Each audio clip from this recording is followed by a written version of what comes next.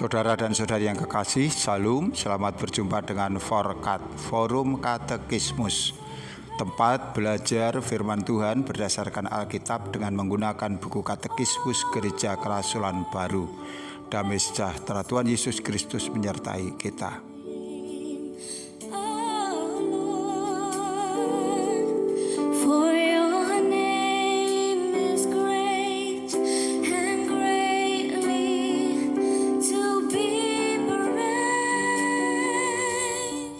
Saudara dan saudariku yang kekasih, kita masih berada pada tema tentang kitab suci dan kita akan memulai pembelajaran kita dengan soal nomor 22.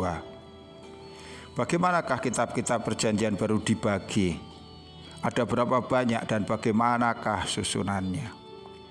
Di dalam Alkitab terjemahan baru terbitan Lembaga Alkitab Indonesia tahun 1974, Perjanjian Baru terdiri dari 5 kitab sejarah, 21 kitab pengajaran, dan 1 kitab nubuat.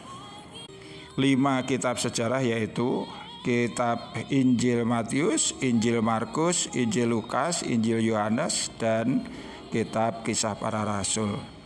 21 kitab pengajaran yaitu surat Paulus kepada sidang jemaat di Roma, 2 surat Paulus kepada jemaat di Korintus, surat Paulus kepada jemaat di Galatia, surat Paulus kepada jemaat di Efesus, surat Paulus kepada jemaat di Filipi, surat Paulus kepada jemaat di Kolose, 2 surat Paulus kepada jemaat di Tesalonika, 2 surat Paulus kepada Timotius, surat Paulus kepada Titus, surat Paulus kepada Filemon, surat Paulus kepada Ibrani, surat Yakobus, 2 surat Petrus, 3 surat Yohanes, dan surat Yudas.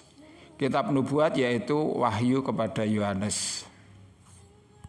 Soal nomor 23. Apakah makna kitab suci untuk Gereja Kerasulan Baru? Kitab suci adalah dasar untuk pengajaran Gereja Kerasulan Baru.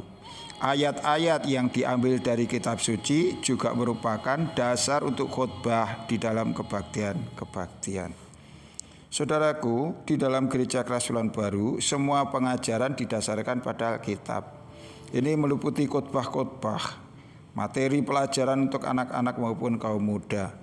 Tetapi juga dalam setiap kegiatan sidang jemaat seperti ibadah para senior, pertemuan-pertemuan sidang jemaat, persekutuan doa, dan pelayanan-pelayanan lainnya. Sedangkan ilustrasi-ilustrasi yang diambil dari luar Alkitab harus bersesuaian dan disampaikan dengan bermartabat serta tidak menyinggung kelompok manapun.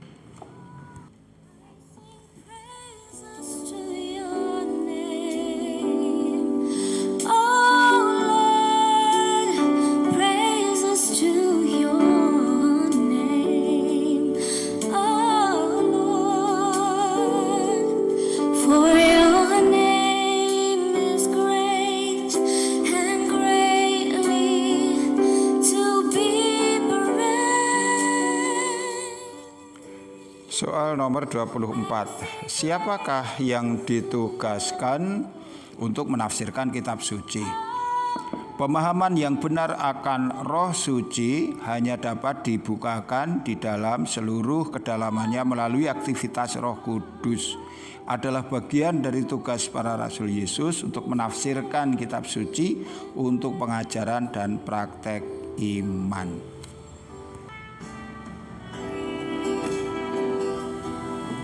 Saudaraku, tidak semua ungkapan dalam kitab suci bermakna eksplisit yang artinya bisa dimengerti secara langsung. Melainkan banyak ungkapan yang bersifat implisit, yaitu dengan adanya pesan-pesan yang tersembunyi.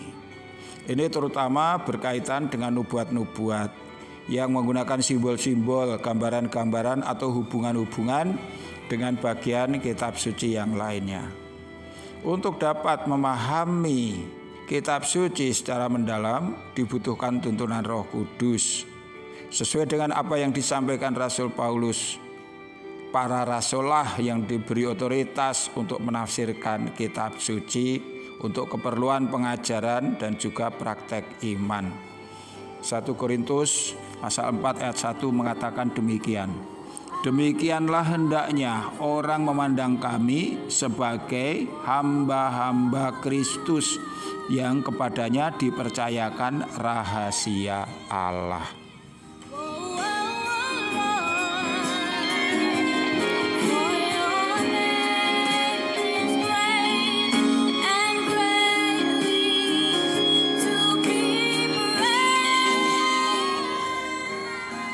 Saudaraku yang kekasih, kitab suci begitu dekat dengan keseharian kita. Ini bahkan sekarang ada dalam genggaman kita.